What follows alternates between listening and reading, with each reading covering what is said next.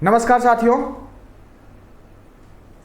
मैं राजेश प्रसाद आप सभी का बहुत बहुत स्वागत करता हूं और मैं आप सभी को इतिहास पढ़ाने वाला हूं। इतिहास एक ऐसा घटनाक्रम है जिसके माध्यम से हम सभी अपने पूर्वजों के जीवन गाथा को समझते हैं। किस प्रकार से इस धरती में इंसान आए और आकर के कैसे उनका एक विकास का क्रम चल पड़ा और हम लोग आज तक कैसे यहाँ तक पहुँचे। इन तमाम घटनाओं का क्रमबद्ध तरीके से अध्ययन ही इतिहास कहलाता है। वैसे तो इतिहास पढ़ने के क्रम में आप सभी प्राचीन इतिहास पढ़ते हैं, मध्यकालीन इतिहास पढ़ते हैं और आधुनिक भारत का इतिहास पढ़ते हैं, युग है या आधुनिक इतिहास पढ़ते हैं। शुरुआत जो होती है प्राचीन भारत अभी प्राचीन इतिहास से हम लोग शुरुआत करते हैं, जहाँ पर हम सबसे पहले इस धरती में जब इंसान की उत्पत्ति हुई और इंसानों ने फिर कैसे अपना यहाँ के परिस्थितियों के अनुरूप अपने आप को ढाल करके अपना जीवन कालक्रम को आसान बनाने के लिए क्या क्या उन्होंने किया और फिर जाकर के धीरे धीरे बहुत सारी चीज़ें विकसित होती गई। जैसे लिपि का ज्ञान आया, पढ़ने लिखने का ज्ञान आया और फिर जाकर के ये हम लोग 2025 तक पहुँचे। तो साथियों, आज हम जो बात करने वाले हैं, आज का हमारा टॉपिक है वो है पाषाण काल।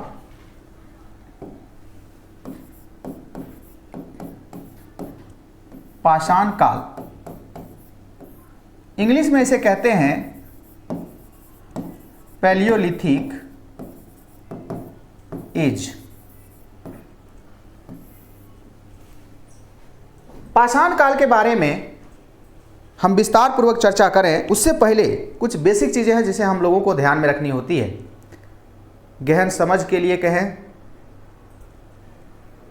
या फिर एक सिस्टमेटिक समझ के लिए कहें, कुछ बेसिक तथ्यों को यदि हम ध्यान में रखेंगे तो पढ़ने में मज़ा थोड़ा सा और बेहतर आएगा। साथियों, पाषाण काल से बात करने से पहले मैं थोड़ा सा आपको इतिहास में ले चलता हूँ। इतिहास की परिभाषा सिंपल सा होती है, ग्रीक और लैटिन दोनों भाषाओं का इतिहास शब्द के साथ जुड़ाव है। इतिहास शब्द जो बना है उसमें ग्रीक और लैटिन भाषा दोनों भाषाओं का योगदान है और इतिहास का सामान्य सा अर्थ होता है बीते हुए घटनाओं का क्रमिक अध्ययन। बीते हुए घटनाओं का क्रमिक अध्ययन ही इतिहास कहलाता है।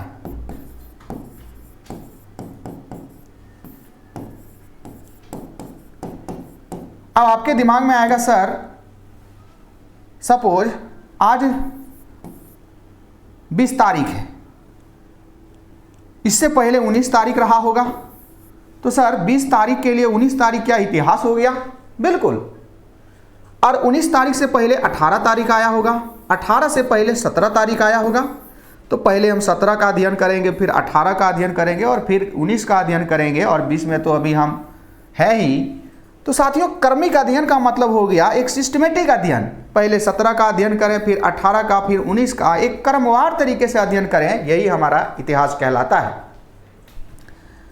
इतिहास के संबंध में अलग अलग इतिहासकारों ने अपने योगदान दिए और इस संदर्भ में आप लोग नाम सुने होंगे।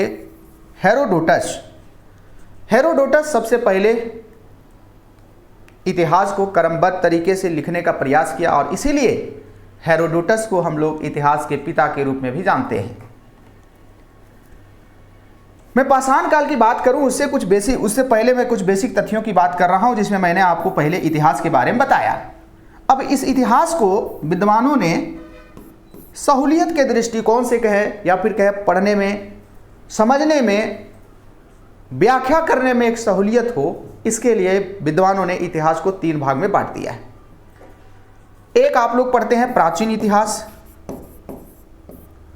एक आप लोग पढ़ते हैं मध्यकालीन इतिहास। प्राचीन इतिहास, मध्यकालीन इतिहास और आधुनिक इतिहास।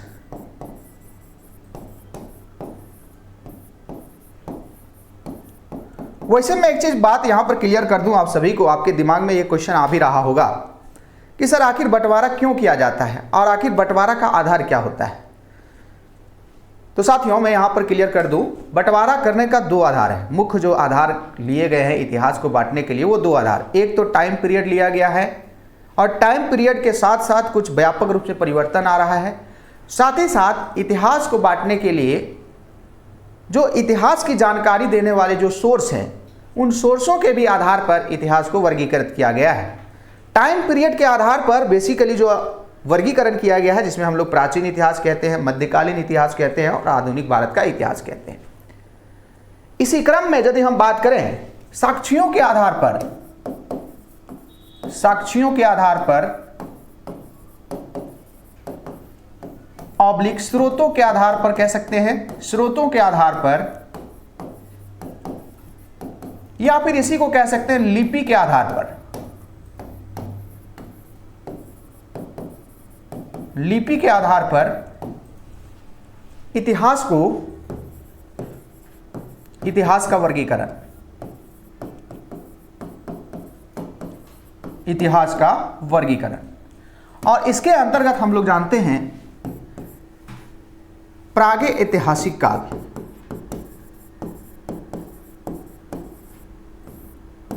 प्रागैतिहासिक काल को इंग्लिश में कहते हैं pre historic period.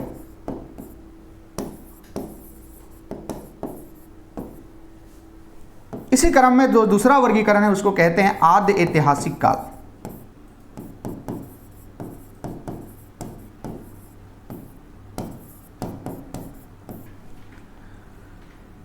Proto historic period.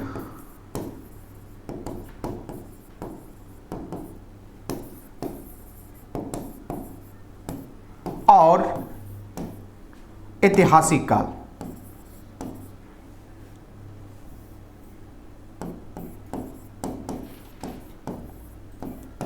और ऐतिहासिक काल को इंग्लिश में हम लोग बोल देते हैं हिस्टोरिक पीरियड।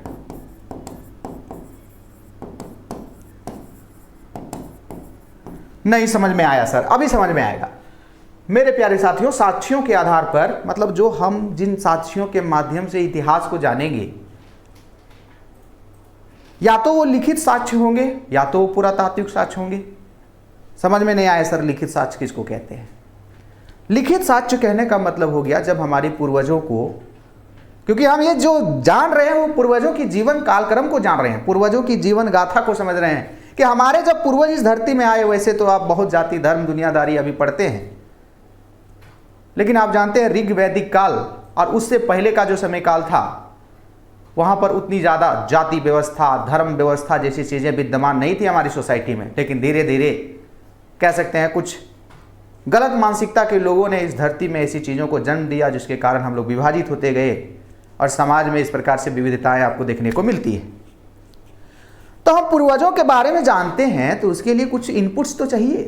किसके माध्यम से हम जानेंगे कि हमारे पूर्वज इसका इस्तेमाल करते थे या फिर उनका खाने का ये संसाधन होता था, वो किस प्रकार से जीवन शुरुआत किए थे, ये हम कैसे जानेंगे? इसके लिए कुछ हमें प्राप्त होते हैं। और वो प्राप्त कैसे होते हैं? धरती के भूगर्भ में बहुत सारी चीज़ें समाई हुई है। आप एक विभाग का नाम सुनते होंगे, भारतीय पुरातत्व विभाग 1861 में बना, जिसके प्रथम महानिदेशक बनाए गए अलेक्जेंडर कनिंघम। उस समय 1861 आप जानते हैं 1857 की क्रांति होती है। उसके बाद भारतीय जो गवर्नर जनरल होते हैं उसको वाइसराय कर दिया जाता है। उसमें वाइसराय थे लॉर्ड कैनिंग, और लॉर्ड कैनिंग के समय काल में ही भारत में संस्कृति मंत्रालय के अंतर्गत एक विभाग की स्थापना की जाती है जिसे कहते हैं भारतीय पुरातत्व विभाग। दिमाग में आएगा सर भारतीय पुरातत्व विभाग का काम क्या है? कुछ नहीं काम है, सिर्फ इतना काम है कि पुरानी चीज़ों को खोजना। हमारे पूर्वजों ने जो पुरानी चीज़ें छोड़कर चले गए, जिसके आधार पर पूर्वजों के बारे में हम जानते हैं, उन चीज़ों को ढूंढने का काम कौन करता है? उन चीज़ों के बारे में बताने का काम कौन करता है? मेरे प्यारे साथियों, उन चीज़ों के बारे में बताने का काम करता है भारतीय पुरातत्व विभाग। 1861 में जब भारतीय पुरातत्व विभाग बना, 60-61 में, उसके बाद भारतीय क्षेत्र में प्राचीन चीज़ों की खोज के लिए और गतिविधियां तेज होती गई। और उसके बाद आप देखेंगे 1863 में हम लोग पाषाण काल से संबंधित चीज़ों को भी खोज लिए और भारतीय क्षेत्र में वो दिन आया जब पाषाण काल के बारे में कुछ टूटी फूटी जानकारी जो है हमें प्राप्त हुई। कहने का मतलब यह है साथियों कि जिन स्रोतों के आधार पर, जिन उपकरणों के आधार पर, जिन औजारों के आधार पर, जिन चीज़ों के आधार पर हम अपने पूर्वजों की जीवन गाथा को जानते हैं, वही हमारे लिए सोर्स है, वही हमारे लिए इनपुट्स हैं और उन्हीं के आधार पर इतिहास को कितने भाग में बांट दिया गया है? 3 भाग में बांट दिया गया है स्रोतों के आधार पर। अब आएगा दिमाग में, सर लिपि के बारे में तो आपने चर्चा ही नहीं किया। प्यारे साथियों, लिपि की बात करें तो लिपि क्या है? लेखन कला के अंतर्गत जो हम लोग व्यवस्थित रूप में जो मात्रात्मक या फिर कहें जिन अक्षरों का प्रयोग करते हैं, चिन्हों का प्रयोग करते हैं, वही है हमारा लिपि। इंसान जैसे इस धरती में आया वैसे उसको पढ़ने लिखने का ज्ञान नहीं था। पहले आया, पहले घुमंतु था, खाद्य संग्राहक था, आखेटक जिसको कहते हैं। धीरे धीरे कहते हैं आवश्यकता ही आविष्कार की जर्नी है। जब उनका बौद्धिक क्षमता का विकास हुआ, कौशल उनका बढ़ा, चीज़ें उनके अनुकूल और कैसे हो इसको लेकर के वो चिंतन मंथन किए, उसके बाद लिपि बना। और लिपि का आविष्कार होते हुए उन लोगों के पास, हमारे पूर्वजों के पास लेखन कला की एक विद्या आ गई और उसके बाद लिखने पढ़ने का एक प्रचलन शुरुआत होता है। तो ये लिखने पढ़ने से संबंधित जो हमें स्रोत, जो हमें चीज़ें मिली है, यानी जो हमें ग्रंथ जो मिले हैं, साहित्यिक ग्रंथ जो मिले हैं, वो कब से मिले हैं उसके आधार पर भी यदि बात करें, या फिर कहें कब से हमारे इंसानों के द्वारा, हमारे पूर्वजों के द्वारा पढ़ने लिखने की विद्या कब से शुरुआत होती है, खास करके लिखने की प्रचलन कब से शुरुआत होती है, उसके आधार पर भी हम इतिहास को 3 भाग में बांट देते हैं। एक ऐसा काल है जब लिपि का ज्ञान नहीं है, जहाँ पर हमारे पूर्वज लिखना पढ़ना नहीं जानते हैं। एक ऐसा काल है जहाँ पर हमारे पूर्वज लिखना पढ़ना जान रहे हैं लेकिन उसे हम नहीं पढ़ पाए, वर्तमान पीढ़ी नहीं पढ़ पाई उसको। जिस दिन वो चीज़ को पढ़ लिया जाएगा वो चल जाएगा हिस्टोरिक पीरियड में, और फिर जाकर के एक ऐसा कालक्रम का इतिहास हम लोग जानते हैं, पढ़ते हैं, जहाँ पर लिपि का भी ज्ञान है और उस लिपि को हम लोगों ने अच्छे तरीके से पढ़ भी लिया है, समझ भी लिया है, और उसी काल को हम लोग बोलते हैं ऐतिहासिक काल, हिस्टोरिक पीरियड। मेरे प्यारे साथियों, मैं बताने का कंक्लूड में यदि बात करूं, प्रागे ऐतिहासिक काल एक ऐसा समय काल है जिसके बारे में हमको जानकारी यदि इकट्ठा करना हो तो इसमें लिपि हमारी सहायता नहीं करती है। क्यों नहीं? क्योंकि यहाँ के समय काल में जो भी हमारे पूर्वज रहे, इंसान जो रहा, आदि मानव जो रहा, उसके पास लेखन कला का ज्ञान नहीं था। अब आपके दिमाग में आएगा, सर फिर प्रागे ऐतिहासिक काल हम जानेंगे कैसे कि इस काल में लोग क्या करते थे, क्या खाते थे, कैसे रहते थे? मेरे प्यारे साथियों, इसके लिए हमें औजार वगैरह जो प्राप्त होते हैं, जैसे हस्त कुठार, आगे आपको बताएंगे जब हम निम्न पूरा पाषाण काल के बारे में जब चर्चा करेंगे उसमें आपको बताएंगे। औजार जिसे उपकरण भी कह सकते हैं, हथियार, इन सभी चीज़ों के माध्यम से हम जानते हैं कि अच्छा, प्रागे ऐतिहासिक काल में हमारे जो पूर्वज थे, हमारे जो आदि मानव जो थे, वो इस प्रकार के औजार और हथियार का प्रयोग करते थे। अब आपके दिमाग में आएगा, सर कि वो औजार कैसे पता चलता है कि वो प्रागे ऐतिहासिक काल का ही है? प्यारे साथियों, इसके लिए 2 तकनीक का प्रयोग किया जाता है जिसके माध्यम से हम लोग किसी भी कालक्रम के या फिर किसी भी चीज़ के आयु ज्ञात कर पाते हैं। और उसके लिए 2 जो तकनीक इस्तेमाल किया जाता है, एक कहते हैं कार्बन डेटिंग तकनीक, कार्बन डेटिंग पद्धति या फिर तकनीक कह लें, और एक है आपका रेडियो एक्टिव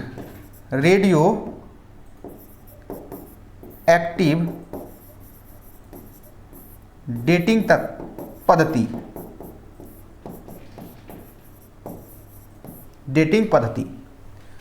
इन दोनों पद्धति का इस्तेमाल करके हम लोग किसी भी औजार या फिर कह किसी भी उपकरण के बारे में, उसकी आयु के बारे में हम लोग जान सकते हैं कि अच्छा ये इतना पुराना है या फिर इसका जो उम्र है इतना हो रहा है। तो जो प्रागे ऐतिहासिक काल के जो उपकरण मिले उसके जब आयु ज्ञात किया गया तो बहुत प्राचीन निकले, बहुत पुराने निकले। तो मान लिया गया अच्छा ये पूरा जब इस इंसान की शुरुआती कालक्रम रहा होगा उस समय के ये औजार हैं। अब प्रागे ऐतिहासिक काल का जब यहाँ पर देखा गया तो यहाँ पर किसी भी प्रकार से लिपि का ज्ञान नहीं है इंसानों का, वो लिखना पढ़ना नहीं जानते हैं। तो इसीलिए जानकारी का केवल एक ही स्रोत है जिसको कहते हैं औजार, उपकरण, हथियार। इन्हीं के माध्यम से हम प्रागैतिहासिक काल के पूर्वजों के या फिर कहें इंसानों की गतिविधियों को जान पाते हैं। तो जिस काल के बारे में जानकारी हमें केवल और केवल पुरातात्विक साक्ष्यों से प्राप्त होती है। पुरातात्विक साक्ष्य मतलब यही औजार, उपकरण, अभिलेख, हड्डियां, मतलब जो धरती के अंदर समाहित है। धरती के अंदर मतलब बहुत पुरानी चीजें कि वो समय काल के रहे हैं, तो उसका अब वर्तमान में वो क्या मिट्टी में छोड़ दीजिएगा कोई भी चीज़, धीरे धीरे वो मिट्टी के अंदर समा जाता है। तो मिट्टी के अंदर जो भी उपकरण खुदाई के पश्चात मिलते हैं, जो औजार मिलते हैं, जो हड्डियां मिलती है, उन्हीं के आधार पर हम प्रागैतिहासिक काल के बारे में जानकारी प्राप्त करते हैं। और यहाँ पर कोई लिखित साक्ष्य का एविडेंस हमें नहीं मिलता है। अब देखिए समय काल गुजरता गया और जैसा कि मैंने बताया कि आवश्यकता ही आविष्कार की जननी है। इंसानों को लगा कि नहीं, अब बोलने के साथ साथ हम लोगों के अंदर लिखने का भी ज्ञान आनी चाहिए। और सोचिए जब बौद्धिक क्षमता का विकास हुआ होगा और उन लोगों टूटी फूटी लिखने का कला का उन्होंने अपने अंदर विकास किया, तो जिस काल में टूटी फूटी लेखन पद्धति की शुरुआत होती है, आदमी लिखना शुरुआत करता है, लिखने के लिए कुछ लिपि का आविष्कार हो जाती है, टूटी फूटी लिपि का आविष्कार हो जाता है साथियों, उसी को कह देते हैं आदि ऐतिहासिक काल। इस काल के लिपि को अभी तक पढ़ा नहीं जा सका है। यूं कहे इस काल में जितना भी लिखावट इस काल के आपको मिलेंगे उसे अभी तक कोई नहीं पढ़ पाया है। जिस दिन उसको पढ़ लिया जाएगा वही से आपका हमारा कालक्रम जो है फिर से क्या हो जाएगा, ऐतिहासिक पीरियड के अंतर्गत शामिल हो जाएगा। तो कुल मिलाकर के यदि बात करें तो प्रागैतिहासिक काल एक ऐसा टाइम पीरियड है जहां पर इंसान लिखना पढ़ना नहीं जानता है, केवल और केवल घूमता फिरता रहता है, खाने पीने की सोच में तलाश में रहता है और इतना ही तक उसकी जीवन सिमट कर रह जाती है। उसके बाद इंसानों का बौद्धिक क्षमता का विकास कह लीजिए, इंसानों के आकार उसके रूप में परिवर्तन होती है और फिर जाकर के एक ऐसा टाइम पीरियड आता है जब इंसान लिखने की शुरुआत करता है, लेकिन उस लिखावट को अभी तक हम लोग पढ़ नहीं पाए हैं। उसे कहा गया है आदि ऐतिहासिक काल। आदि ऐतिहासिक काल, प्रोटो हिस्टोरिक पीरियड। और जिस काल से लिपि का प्रचलन व्यापक रूप से हो गया और उस लिपि के अंतर्गत जो लिखावट हमें मिलते हैं उसको हम पढ़ लिए हैं, समझ लिए हैं साथियों, उसी कालक्रम को कहते हैं ऐतिहासिक काल। तो यूं कहें साथियों, यहाँ पर लिपि का ज्ञान है क्या? यहाँ पर लिपि का ज्ञान नहीं है। तो जानकारी हमको कहाँ से मिलेगी इस काल के बारे में? जानकारी केवल पुरातात्विक स्रोतों से, केवल पुरातात्विक साक्ष्यों से।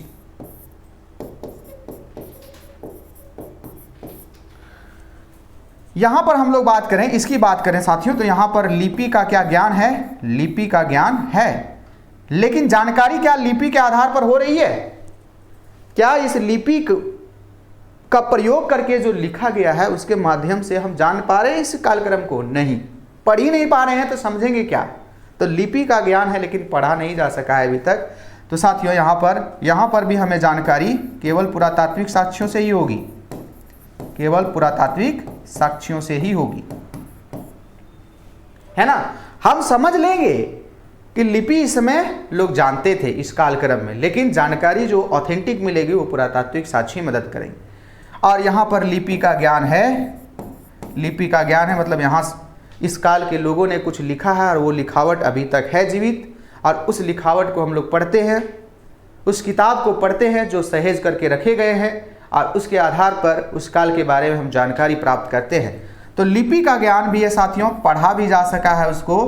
हालांकि पुरातात्विक स्रोत, पुरातात्विक साक्ष्य यहाँ पर भी मदद करते हैं, है ना। तो जिस काल की बारे में जानकारी लिखित स्रोतों से मिलती है, साथ ही साथ पुरातात्विक स्रोतों से भी मिलती है, ऐतिहासिक काल कहलाता है। जिस काल के बारे में जानकारी केवल और केवल पुरातात्विक स्रोतों से मिलती है उस काल को हम प्रागैतिहासिक काल भी कह सकते हैं, आदि ऐतिहासिक काल भी कह सकते हैं।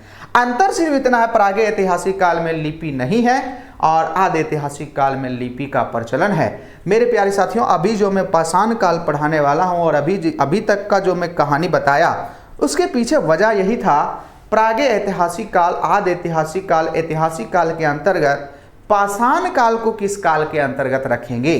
तो मेरे प्यारे साथियों, प्रागैतिहासिक काल को किस में रखेंगे? अब पाषाण काल को किस काल के अंतर्गत रखेंगे? तो पाषाण काल को प्रागे ऐतिहासिक काल के ही अंतर्गत रखा जाता है, क्योंकि पाषाण काल जो टाइम पीरियड है, यदि हम मान करके चलें, जो अब इसके बारे में टाइम पीरियड अलग अलग भूगोल इतिहासकार जो है अलग अलग बताते हैं। तो ऐसे में पाषाण काल की यदि हम बात करें तो 6 लाख BC से लेकर के 6 लाख BC से लेकर के 1000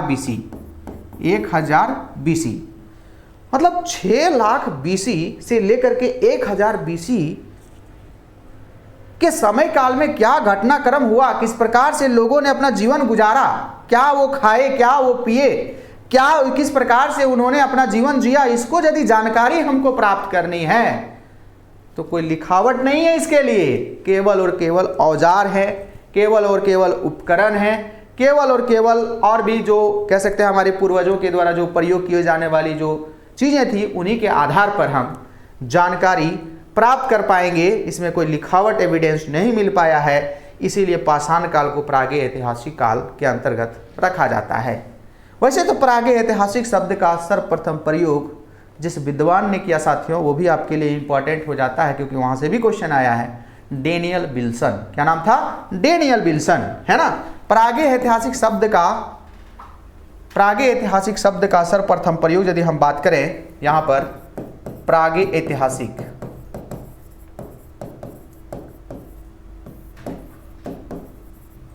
शब्द का सर्वप्रथम प्रयोग डेनियल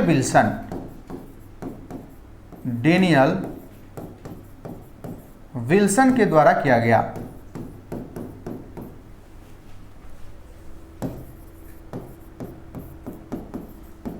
है ना। तो मैंने बताया कि एक ऐसा कालक्रम जिसमें केवल और केवल पुरातात्विक साक्ष्य मतलब प्राचीन साक्ष्य, मतलब जहां पर वैसा साक्ष्य जो लिखावट वाला नहीं है, बल्कि केवल और केवल हमारे पूर्वजों के द्वारा जो छोड़ दिए गए जो सामान है, उसी से हम पूर्वजों के बारे में जानकारी इकट्ठा करते हैं, वही है हमारा प्रागे ऐतिहासिक काल, और इसके अंतर्गत पाषाण काल को रखा जाता है। यूँ कहें 6 लाख BC से 1000 BC के बीच में हमको जानकारी चाहिए, तो उसके लिए हमको औजार मिलेंगे, उपकरण मिलेंगे, लिखावट कोई चीज़ नहीं मिलेगा। फिर जाकर के साथियों आद्य ऐतिहासिक काल जैसे कि बताइए, जहाँ पर लिपि का ज्ञान है लेकिन पढ़ नहीं पाए हैं, इसके अंतर्गत हम लोग सिंधु घाटी सभ्यता को रखते हैं। सिंधु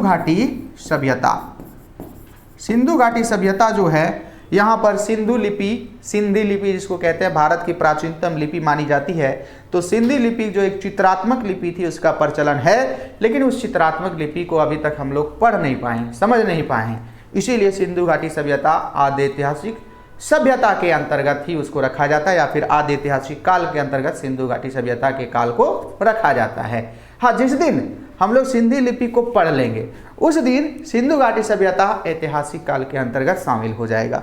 तो ऐतिहासिक काल के अंतर्गत हम यदि बात करें तो 6ठी शताब्दी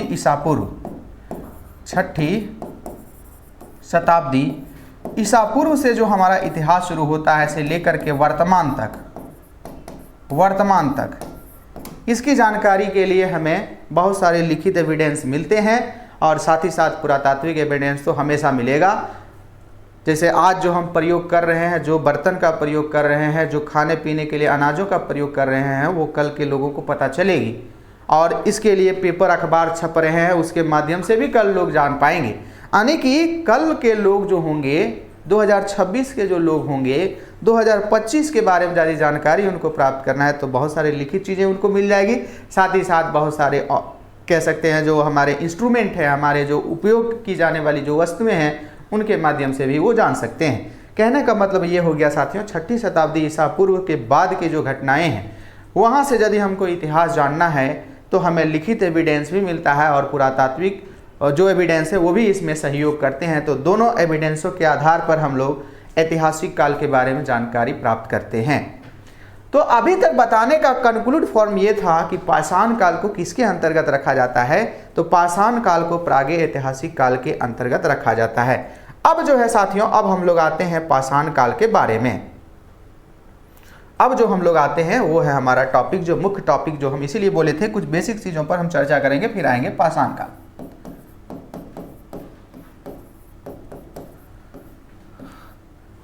पाषाण काल इसका नाम ही क्यों पड़ा?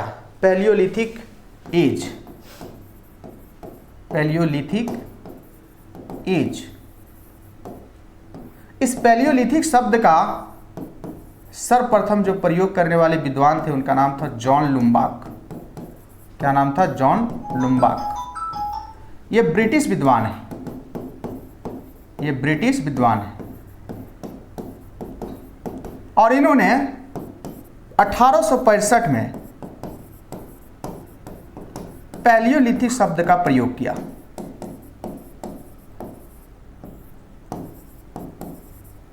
शब्द का प्रयोग किया था। ध्यान से सुनिएगा, सारी कहानी के रूप में इतिहास हम जब भी पढ़ेंगे कहानी के रूप में ही पढ़ेंगे। और जैसा कि आप लोग जानते हैं, दादा दादी नाना नानी के द्वारा जो कहानियाँ सुनाई जाती होगी आपको, तो शायद आप जीवन पर्यंत याद रख पाते होंगे और जीवन पर्यंत याद रहता भी है। इसीलिए इतिहास को यदि हम कहानी के रूप में सुनते हुए अच्छे से याद करते हुए यदि चले तो ये जीवन पर्यंत याद रहेगा। सिर्फ कभी कभी रिवीजन करते रहिए और कोई दिक्कत नहीं होगा। पाषाण काल, पैलियोलिथिक एज, पैलियोलिथिक का ही मतलब हिंदी मतलब होता है पाषाण, और पैलियोलिथिक शब्द का सर्वप्रथम प्रयोग किया एक ब्रिटिश विद्वान जिसका नाम है जॉन लुम्बाक। कब किया? 1865 ईस्वी में। जॉन लुम्बाक ने प्राचीन जो चीजें मिल रही थी, ये इतिहासकार कह सकते हैं इसको, या फिर कह सकते हैं एक ऐसा व्यक्ति है जो प्राचीन चीजों में रुचि रखता है, प्राचीन चीजों की खोज में विश्वास रखता है और उसके आधार पर वो जानने की कोशिश करता है कि जब इंसान जब आए तो क्या क्या कर रहे थे। तो पुरातत्वविद इसको कह सकते हैं साथियों। तो एक पुरातत्वविद जिसका नाम है जॉन लुम्बाक, उन्होंने सर्वप्रथम बहुत प्राचीन औजारों को प्राप्त किया, खोजा और उसके आधार पर प्राचीन काल को उन्होंने कहा पाषाण काल। और प्राचीन काल के अंतर्गत पाषाण काल के अंतर्गत उन्होंने पाषाण काल को दो भाग में बांट दिया। एक कहा इन्होंने पाषाण काल को इन्होंने दो भाग में बांटा। एक कहा इन्होंने पूरा पाषाण काल,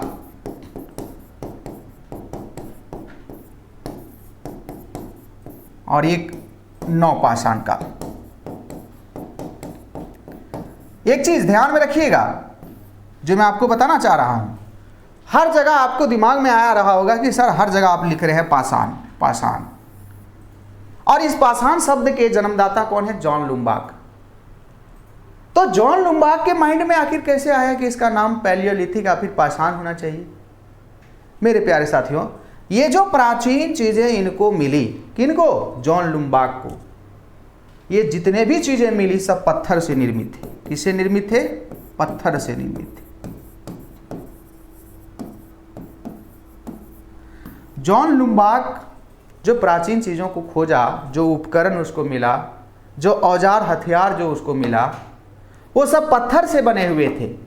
उनके माइंड में एक बात आया, और आप भी यदि उनके जगह पर रहते शायद यही सोचते कि एक काल ऐसा कालक्रम है, एक समय काल ऐसा है जहां पर इंसान केवल और केवल पत्थर का प्रयोग कर रहा है। अपने जीवन को अनुकूल करने के लिए, अपने जीवन को सुचारू रूप से व्यतीत करने के लिए किसका प्रयोग कर रहा है? पत्थर का प्रयोग कर रहा है। और इस आधार पर उन्होंने पत्थर का हिंदी जो हम कह सकते हैं शुद्ध हिंदी, उसको पाषाण कहते हैं। और तब जाकर के पत्थर के इस काल को पाषाण काल नाम दिया गया। तो इसका मतलब कुल मिलाकर के कहा जाए एक ऐसा टाइम पीरियड, एक ऐसा समय काल, और वो समय काल कब से कब तक है? 6 लाख BC से लेकर के 1000 BC। कब से कब तक बताया आपको? 6 लाख BC से लेकर के 1000 BC। ये जो समय काल है प्यारे साथियों, यहां पर इंसानों के द्वारा जो सबसे ज्यादा प्रयोग किया जा रहा है वो है पत्थर, और पत्थर से निर्मित उपकरण, पत्थर से निर्मित उपकरण, औजार कह सकते हैं, उपकरण, औजार। और इसीलिए विद्वानों ने इस काल का नाम दे दिया गया 6 लाख BC से लेकर के 1000 BC के इस काल को कह दिया गया क्या? पाषाण काल। क्या कह दिया गया? पाषाण काल। अब आपके दिमाग में आ रहा होगा, अच्छा सर इसका मतलब सिंपल सा ये है कि हमारे पूर्वजों ने जिस काल में पत्थर का प्रयोग करना सीखे और पत्थर का प्रयोग करते थे, उसी काल को आप कह रहे हैं कि उस काल को पाषाण काल विद्वानों ने नाम दिया है, पुरातत्वविदों ने नाम दिया। बिल्कुल, जिस काल में इंसानों ने पत्थर का व्यापक रूप से प्रयोग किया, चाहे वो जानवर को मारने के लिए, चाहे वो गुफा बनाने के लिए, चाहे वो बर्तन बनाने के लिए, चाहे और कुछ औजार बनाने के लिए, साथियों उसी काल को हम लोग कहते हैं पाषाण काल।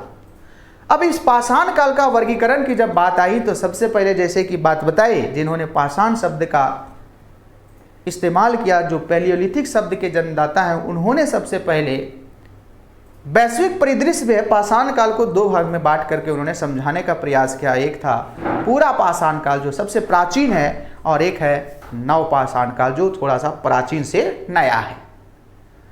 विद्वानों ने काफी ज्यादा अध्ययन किया इस पाषाण काल के औजारों को, और उसके बाद एक विद्वान है जिनका नाम है एडवर्ड लॉटरेट। क्या नाम है? एडवर्ड लॉटरेट।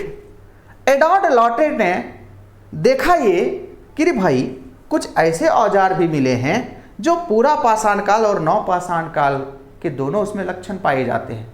मतलब कोई संक्रमण कालीन फेज रहा है जिसमें पूरा पाषाण काल के भी गुण हैं और नव पाषाण काल के भी गुण हैं। तो एडवर्ड लॉटरेट के मन में आया, इसका मतलब बीच में कोई संक्रमण काल भी रहा है पाषाण काल के अंतर्गत, और फिर जाकर के उसका नामकरण वो कर देते हैं मध्य पाषाण काल। तो कुल मिलाकर के बात करें साथियों, तो जॉन लुम्बार्क ने क्वेश्चन आपसे पूछेगा कि वह विद्वान का नाम बताइए, वह पुरातत्वविद का नाम बताइए जिन्होंने सर्वप्रथम पैलियोलिथिक शब्द का इस्तेमाल किया। जॉन लुम्बार्क 1865 में। कहाँ के रहने वाले थे? ब्रिटेन के रहने वाले थे। दूसरा क्वेश्चन बनेगा कि पाषाण काल का सर्वप्रथम विभाजन किसने किया? जॉन लुम्बार्क ने। तीसरा क्वेश्चन बनेगा कि पाषाण काल का 2 भागों में सर्वप्रथम विभाजन किसने किया? जॉन लुम्बार्क ने। और चौथा प्रश्न जिसके बारे में अभी मैं बता रहा हूं कि पाषाण काल को 3 भागों में किसने विभाजित किया, तो उसका नाम है एडवर्ड लॉटरेट, है ना। तो यहां पर लिख सकते हैं पुनः एडवर्ड लॉटरेट के द्वारा पाषाण काल को 3 भाग में विभाजित किया गया।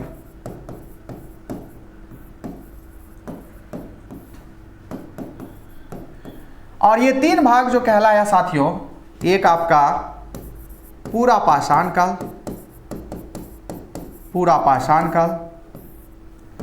मध्य पाषाण काल और नव पाषाण काल।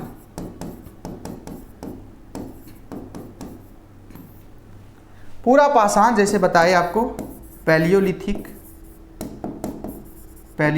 As,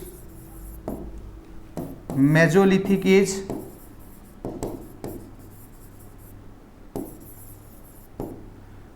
Neolithic.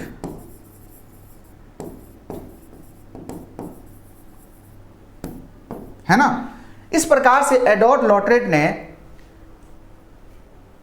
पाषाण काल को पूरा पाषाण काल, मध्य पाषाण काल और मध्य पाषाण काल और नव पाषाण काल में वर्गीकृत करके पाषाण काल को 3 भाग में विभाजित किया।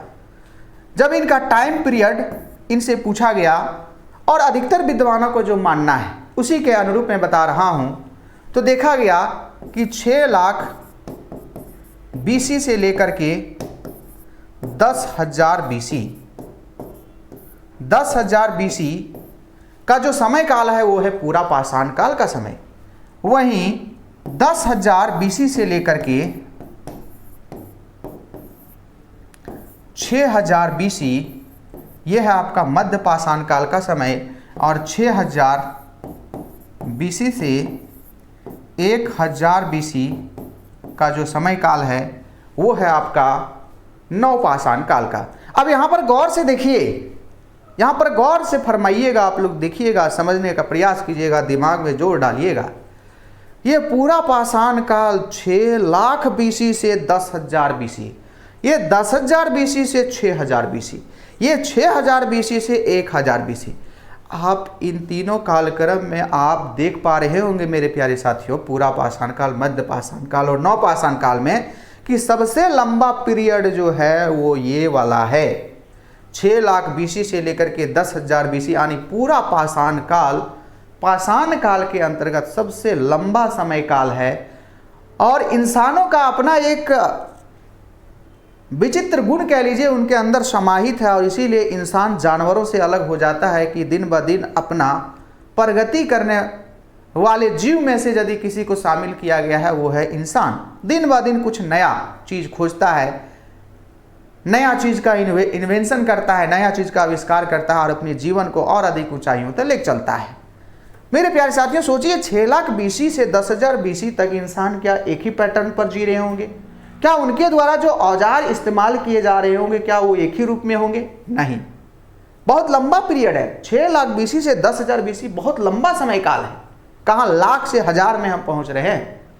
ऐसे में इंसानों ने इस इतने बड़े लंबे पीरियड में अपने जीवन कार्यक्रम में, या फिर कहें जीवन के कालक्रम में बहुत सारे चेंजेस किए, और फिर जा करके विद्वानों ने जब अध्ययन किया, ये पूरा लंबे समय काल को विद्वानों ने अध्ययन किया, पुरातत्वविदों ने अध्ययन किया, तो उनको देखने में पता चलता है, इस काल को बढ़िया से अध्ययन करने के बाद उन्हें पता चला कि इस काल में भी सब जो औजार प्राप्त हुए हैं, इस काल के जो औजार प्राप्त हुए हैं, उपकरण जो प्राप्त हुए हैं, वो एक समान नहीं है। और जब एक समान नहीं है तो फिर जाकर के इसका वर्गीकरण कर दिया गया, और फिर जाकर के साथियों पूरा पाषाण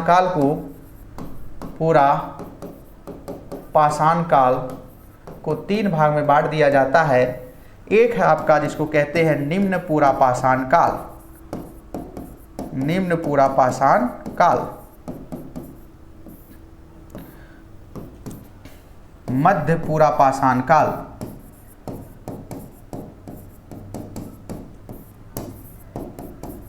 और उच्च पूरा पाषाण काल।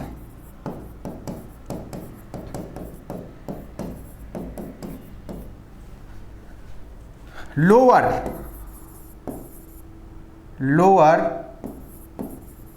पैलियोलिथिक एज, पैलियोलिथिक पीरियड है ना, लोअर। ये क्या हो जाएगा? मिडिल